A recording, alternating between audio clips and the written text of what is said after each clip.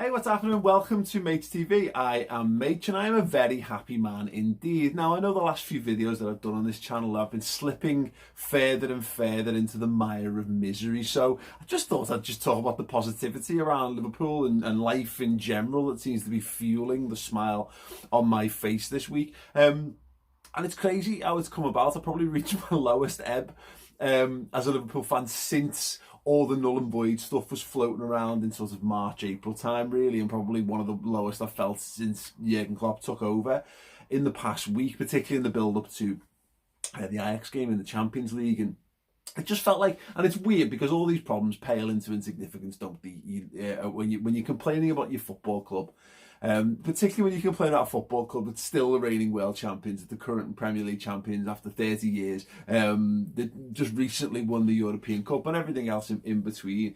It feels a little bit like complaining that the tape deck in your Ferrari isn't quite working. So forgive me this sort of flight of fancy here when I do complain a little bit about, well, talk about my deeper feelings on things that really shouldn't be that much, shouldn't be so heartrending. But, you know, going into the Ajax, you just got this general feeling that things were unravelling for Liverpool, which is mad because it's a familiar feeling. And I think that was the problem. We've got so much anxiety and fear buried deep down in us as Liverpool fans because there's just there's been so many years of near misses and so many times where situations arise, and what inevitably what we know now based on the mentality of this squad over a number of years is Liverpool sides of the past have been handed excuses to be subpar, because we've been led to believe that you need to have like 11 world-class players in your team to be able to get over the line. And maybe there's seasons where that is the case because we've seen some brilliant football teams from all over the country down the years, but we've been conditioned to think that was the problem because the mentality as a Liverpool fan was always one more lad's going to make the difference here. One more world-class lad, one more boss lad for the defence or for the midfield or for the front line or the goalkeeper or whatever. Liverpool went and did all that, so it's not true. But what this last week has shown me, and last couple of weeks really, is that there's something different happened. There's something different in the way this Liverpool team's constructed that is completely unlike any Liverpool team that I've grown up with.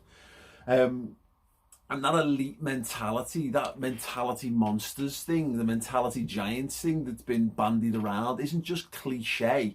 Things tend to be cliches, I think, I find, for a reason. And often they're based in some semblance of truth. So people talk about the Anfield atmosphere, and there was a while where, you know, maybe that was becoming a touch of a myth, but it wasn't nothing. It wasn't invented by people in a boardroom going, that sounds really nice, let's have a little bit of Anfield atmosphere, throw it on some posters, Lenny, and get it out there, and that'll be the thing that we push in front of people. No, it came about from years of action, but these things have kind of felt like they tailed off. And what you've got now is real evidence that Liverpool have got an amazing fan base, and exacerbated by the fact that 2,000 people get into the ground for the first time, and it's just beautiful. It's a beautiful moment in you know what's been a pretty bleak sort of 9 or 10 months really. But when you talk about the mentality of the kind of squad and what have you, it's telling that it is not just 11 players. I think people write off the mentality giants and mentality monsters thing and they go, it's actually just because they're brilliant players. Well, we're starting to see, well, the lads that we've dropped in there, and let's single out the likes of Kelleher, 22-year-old goalie, Neco Williams, 19-year-old right back, and Curtis Jones, 19-year-old attacking midfielder, all at varying stages of their progression, all at varying skill levels for their abilities and what have you. But there's one thing that's telling about all of them, is they're all mentally strong and they're all mentally capable of holding their own in a brilliant football team. Will they go on and have the stellar careers off the back? They might do, and they've got everything. If they've got that mentality, it's a very positive step in the right direction. But what's most telling is they're able to come into an amazing side and not look out of place. And that was the thing that's really lifted my spirits in this last week. Was Ajax game, Alisson Becker's out, and you think, well, and there's a point where you just want to you're like sorting through your notes, and it's like, and Alisson's out, brilliant. Just pack it all in and go home. And that's honestly what I felt like. I felt like just giving it all up and going, oh, well, fuck it. Fuck a bit with it. I mean, there's two things in this. You can't go fuck it and give it up because if you're a true fan of your football club, sadly, for better or for worse, you're stuck with them forever and ever. So you might be able to switch off once, but really, we can't. You know, even if we said I wasn't watching a game, there's no way you wouldn't inevitably check the score or be involved or whatever.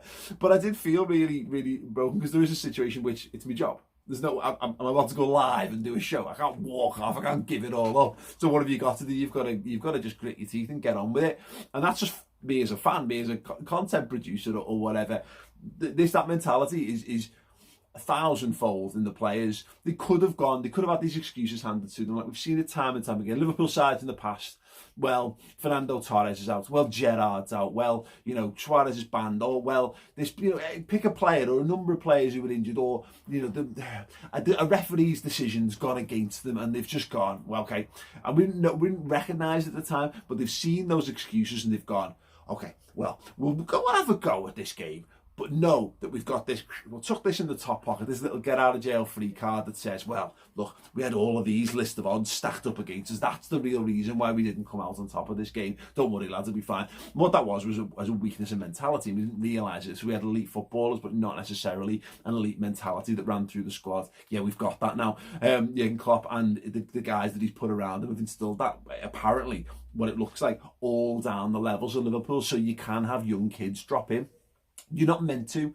You're not meant to be able to. Even Kelleher, I had no expectations of him. No expectations of him whatsoever. I knew that Adrian wasn't really at the level, but I thought I'd made my peace with it. What are you going to do? It doesn't look like any of the kids are ready to step up. You know, Grabara seemed to be the closest a couple of seasons ago, and he's had injuries and loans since then. Kelleher felt like, have we kept him around because we just needed to keep one of him or Grabara around?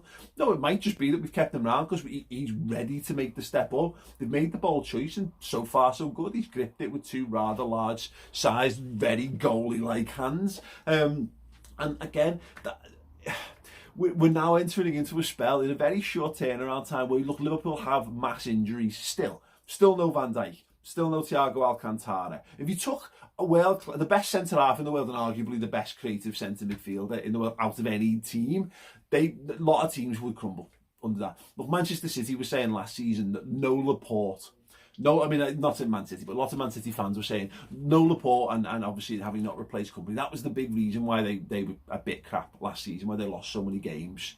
So that was there. That was a ready, willing and pre-cooked, pre-baked excuse for Liverpool to use it. No, fine. No, it's absolutely fine so far. You know, in addition to the fact that no Gomez, losing James Milner at a pivotal time, having the captain out for a number of games this season, losing the best right back in the world and Trent Alexander-Arnold for a bit. You know, even if Naby Keita at this point is only a squad player, he's still a £50 million international calibre squad player who's not been available to us for large portions of the season as well.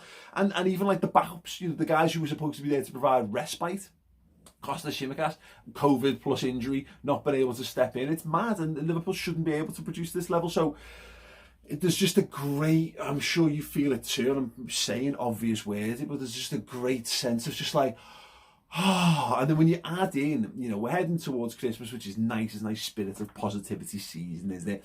Regardless of other things around the world, the chance we get to see family members that we haven't seen for a while, all that stuff. The talk that, you know, the vaccinations are going to start in this week as well, which is whether you're a COVID denier or not, it's going to be something that unlocks the world. You know, whether you're a virologist or not or whatever. But yeah, it's a positive thing, and now 2,000 fans being allowed back into Anfield, and I am gutted that, you know, I'll get back in eventually. I'll be in a game eventually, hopefully sooner rather than later, and it will be amazing. It will be unique to me, but to miss that unique opportunity to be in the first game back after all that time is a little bit tough. But in a wider sense, look, again, there's nothing I can do about it. I've had to take my deep breath, look around for the positives, because why not? And for the first time, I've always had this mentality, but it really felt like it was being drained out of me in recent weeks. And for the first time in ages, I do feel like it's not just like clutching at straws, looking for positives and going, oh, well, I'm you know, you feel like you just a bit desperate and a bit sad, like you're trying to find positives where, you know, when really you should just accept the misery and just, you know, wallow in it for a bit. I've done me wallowing. I'm sure we've all wallowed enough for a lifetime in this calendar year, but it feels like Liverpool have turned the corner. Now, we're only ever one bad result away from all these things feeling like they're being undone, because that's football, isn't it? It's so pressing. It's so much more important than it's ever been, because it is just a nice form of escapism. But look, Liverpool sitting on goal difference, second in the Premier League, having come through and still having major injury problems, having qualified from the Champions League, top of the group with a game to spare in that time as well, having unearthed some gems and given some great game time to young lads who've not cowered and not floundered, not fallen flat under the pressure of the situation that they've been landed in. And yet again, and just, you know, there's a chance we're going to be back in the ground to boot as well. Being able to see Liverpool fans on the Kop singing "You'll Never Walk Alone," Jürgen Klopp back to fist pumping and all that stuff. It feels like, I feel like I dare to dream again, like I dare to dream of a world where we're back to the best of things again, even if that's only back to normality, whatever the hell that means. It does. It feels like, yeah, it feels like all my fears and anxieties are melting away again, and they're melting away in the fierce, hot glow of just an incredible Liverpool football team. And yeah, hopefully the world around it picking itself up off its knees as well. Wouldn't that be nice? It doesn't mean it's all done and dusted. I can't even have the conversation about what it might look like, but my confidence in this team was being rocked, and now I realise that it was nothing but a wobble, and the wobble was mine, and almost mine alone. There's so much to be happy about, there's so much to believe in, and isn't that a wonderful state of affairs and a much more positive mindset to have as we head into another busy period of football matches with some big football games on the horizon, some big challenges, knowing that we've got a bunch of lads, regardless of who they are and their experience and our perceived quality of their football and calibre. We've got a bunch of lads who get it and are go and die for the shirt. And really, as I've said all along, there's many seasons where we haven't had that. It's the bare minimum requirement now for this Liverpool team, and we should be so proud of the lads that go out there, that they know they are able to enact what we would wish we were capable of doing. We would go out there and die for the shirt. We would go out there and to the best of our ability, be mentality monsters, give everything for the club. Doesn't matter what level and how deep we seemingly scrape into the supporting characters of this Liverpool squad. But they seem to absolutely have it in spades, which is amazing. That's the reason that I've got a massive smile on my face this week, and I hope you do too. Anyway, look, if you want more from me, subscribe, check out some of the previous videos that I've done. You can support me on Patreon if you want, but if you want more Liverpool content, go and subscribe to the Redmen TV YouTube channel. That is my other channel, that's my major channel, that's my major focus this season.